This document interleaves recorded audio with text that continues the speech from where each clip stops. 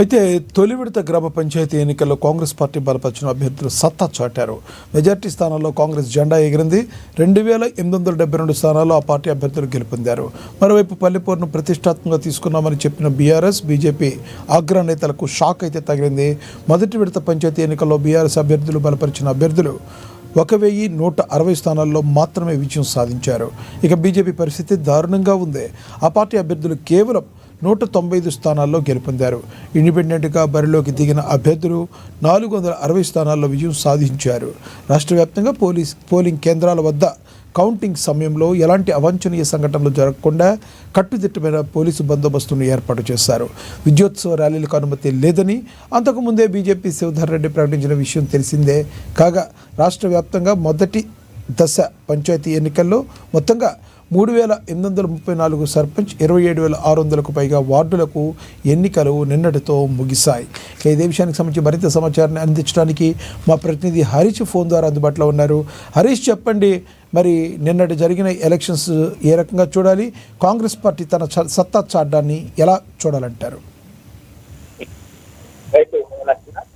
తెలంగాణలో జరిగిన మొదటి ఎన్నికలకు సంబంధించి కూడా కాంగ్రెస్ మద్దతుదారులు ప్రజలను సృష్టించారని చెప్పొచ్చు. ప్రధానంగా కాంగ్రెస్ బలపరిచిన అభ్యర్థులకు సంబంధించి కూడా అత్యధిక సంఖ్యలో సర్పంచ్ స్థానాలకు సంబంధించి కూడా కైవసం చేసుకున్నారు.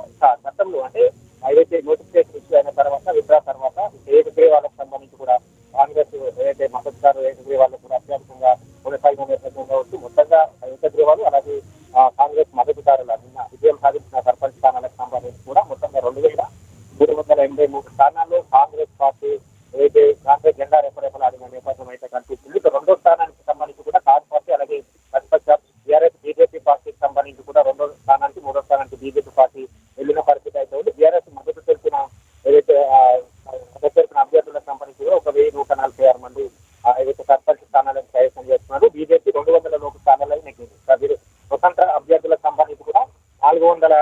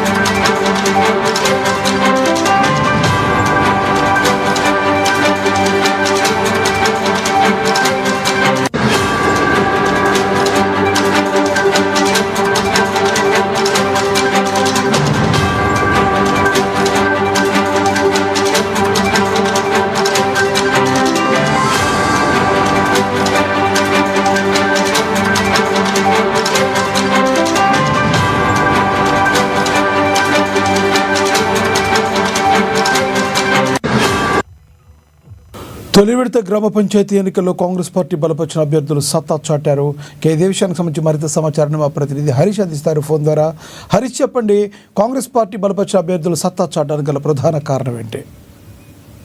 ఏదైతే తొలి విడతలో 2383 స్థానాలకు సంబంధించి కూడా కాంగ్రెస్ పార్టీ మద్దతుదారులు ప్రపంచం సృష్టించారు. ఇక 2, 3 స్థానానికి సంబంధించి కూడా బీజేపీ, బీఆర్ఎస్ పరిమితమైన నేపథ్యం అయితే కనిపించింది. ఇక మొత్తంగా ఏదైతే ఈ ఎన్నికలకు సంబంధించి కావచ్చు, ఏదైతే 12 సంవత్సరాల తర్వాత స్థానిక సంస్థల ఎన్నికలు జరుగుతున్న ఒకవైపు సీఎం రేవంత్ రెడ్డి నేతృత్వంలో కొనసాగిన మొదటి విడత ఎన్నికల్లో కాంగ్రెస్ పార్టీ క్లీన్ స్వీప్ చేసిన పరిస్థితులు అయితే కనిపిస్తా ఉన్నాయి. కొన్ని జిల్లాలకు సంబంధించి కూడా మొత్తంగా నల్గొండ జిల్లా కావచ్చు, ఇక్కడ ఖమ్మం జిల్లా కావచ్చు, ఇక మిగతా జిల్లాలకి సంబంధించి కూడా క్లీన్ స్వీప్ చేసిన పరిస్థితి ఉంది.